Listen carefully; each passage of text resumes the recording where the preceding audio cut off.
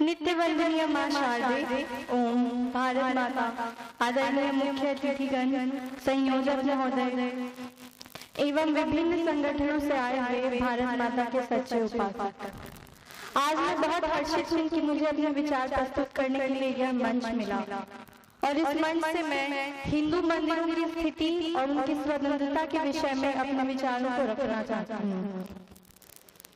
हमारी संस्कृति में और हमारी सभ्यता में हमेशा भक्ति ही मुक्ति का मार्ग रही है। अपनी भक्ति के कारण बड़े बड़े राजाओं ने विशाल और अनुपम मंदिरों का निर्माण किया। ये मंदिर अगम शास्त्र के नियमों के हिसाब से बनाए जाते थे, जहाँ पर इन मंदिरों की दशा, दिशा, वास्तुकला के साथ साथ मूर्तियों की प्राण प्रतिष्ठा की विधि और उनके मंत्र भी निहित रहते थे। ये हमारे विज्ञान के लिए बहुत अपमानजनक बात है कि आज ये कहा जाता है कि हमारे मंदिरों को बिना किसी दिमाग लगाए केवल छेनी और हथौड़ा का इस्तेमाल करके बनाया गया है। ये भी एक अपमानजनक बात है कि हम धीरे धीरे अपनी वास्तुकला को खोते जा रहे हैं।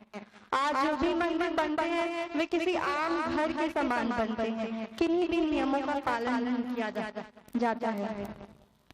मुद्दे की बात यह है कि अंग्रेजों के समय में मंदिरों का उपयोग किया जाता था स्वतंत्रता संग्राम के बारे में चर्चा करने के लिए और स्वतंत्रता संग्राम को आगे कैसे बढ़ाया जाए इसका मंथन करने के लिए। इससे तंग आकर अंग्रेजों ने एक इंडोमेंट्स एक्ट लेके आए, जिनके हिसाब से सभी धार्मिक स्थल अब उनके कब्जे में होंगे, चाहे वो किसी भी धर्म के धार्मिक स्थल हो, लेकिन अब वो अंग्रेजों के कब्जे में होंगे।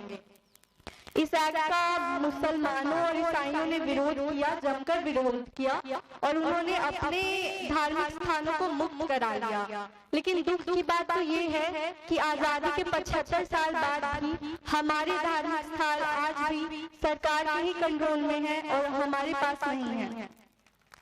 अब आप लोगों को लगेगा कि सरकार जब हमारी है तो दूसरे के पास, मतलब हम लोग ऐसे क्यों सोच रहे हैं कि मंदिर हमारे पास नहीं है, जब सरकार हमारी है तो मंदिर भी हमारे हैं। लेकिन नहीं, यूनेस्को की एक रिपोर्ट के हिसाब से अगम शास्त्र के नियमों के विरुद्ध मंदिरों को पुनर्निर्माण करने के कारण बहुत सारे मंदिरों का ध्वंस हो चुका है। ये बहुत दुखद बात है।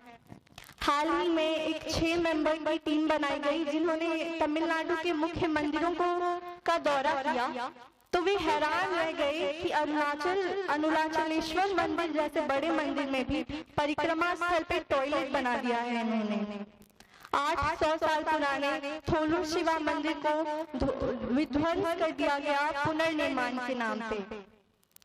पार्वती माँ की एक पवित्र मूर्ति को कपिलेश्वर टेम्पल से चोरी कर लिया गया और बाद में पता चला कि 14 साल बाद पता चला कि HRMC डिपार्टमेंट के ही एक वरिष्ठ अधिकारी ने इस चोरी में उनका हाथ था। 900 साल पुराने के एक नटराजन शिवा की मूर्ति को भी चोरी करके ऑस्ट्रेलिया की आर्ट गैलरी में बेच दिया गया था, जिसे हाल ही में ऑस्ट्रेलिया ने वापस किया। ऐसे ही लगभग 1150 मूर्तियां चोरी हुई हैं 25 वर्षों के अंतराल में। अभी हाल ही में न्यूज तो आप लोगों ने देखा ही होगा कि 100 साल बाद अन्नपूर्णा माँ की एक मूर्ति को वापस हमारे देश में लाया गया था। लेकिन ऐसे अभी बहुत सारी मूर्तियां हैं जो कि दूसरे देश में हैं और जो जहां उनका स्थान है वहां वो नहीं है। ये बहुत दुख की बात है कि 11,999 ऐसे मंदिर हैं, एक दो नहीं 11,999 ऐसे मंदिर हैं जहां एक टाइम की भी पूजा नहीं हो सकती है। इतने बड़े हिंदू पॉपुलेशन के पास अपने मंदिरों को संभालने की शक्ति भी नहीं है। 11,999 मंदिरों में एक टाइम की भी पूजा नहीं होती है, जिसके कारण उनकी प्राण प्रतिष्ठा भंग हो रही है। 34,000 ऐसे मंदिर हैं जहां पर केवल एक पुजारी सभी तरह के कार्य करते हैं।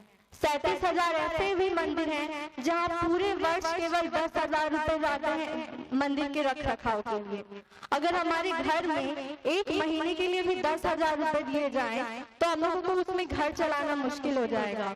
लेकिन इतने बड़े पूजा स्थल की पूरे वर्ष भर की रख रखाव का अमाउंट केवल 10,000 कैसे हो सकता है? इंडोमेंट्स एक्ट की यही हिपोक्रेसी है। आज जब मैं देखती हूँ इंडोमेंट्स डिपार्टमेंट के द्वारा नियंत्रित मंदिरों में, तो उनमें बड़ी बेशर्मी से सफेद रंग डाल दिया गया है, जैसे कि इन मूर्खों ने कल ही अपनी जेब से पैसा देके उन्हें बनाया हो। चलिए दो सिनेरियो को कंपेयर करते हैं। 17वीं शताब्दी में बना ताजमहल और 9वीं शताब्दी में बना अरुणाचलेश्वर मंदिर का गोपुरम, राज गोपुरम। कोई छोटा बच्चा भी बता देगा कि कौन सा स्थान ज्यादा प्राचीन है और किसे ज्यादा संरक्षण की आवश्यकता है। लेकिन अरुणाचलेश्वर मंदिर में तो व्हाइट रंग है, लेकिन यही लोग आंसू बहाते हैं जब ये बात आती है कि ताजमहल ऑक्सीडाइज हो रहा है अगल बगल की इंडस्ट्रियों के कारण। यदि मैं अपने पैसा से कल ही जाके ताजमहल को लाल रंग में रंग के आ जाऊं तो क्या ये उचित होगा? नहीं ना। तो अरुणाचलेश्वर मंदिर में व्हाइट रंग लगाना कहाँ तक उचित है? मेरे हिसाब से यदि हम राम मंदिर, मथुरा में मंदिर, काशी में मंदिर, ये सब की बातें करते हैं तो उसका अर्थ तभी होगा जब ये मंदिर हमारे पास हो, स्वतंत्र हो। तो सबसे पहले हमें इस मुद्दे पे ध्यान देना चाहिए। मैं आप सभी से आग्रह करूंगी कि अपने घर जाएंगे तो इस बारे में अपना रिसर्च करें और यथासंभव और यथाशीघ्र प्रयास करके हम अपने मंदिरों को स्वतंत्र बनाएं। धन्यवाद। जय श्री राम।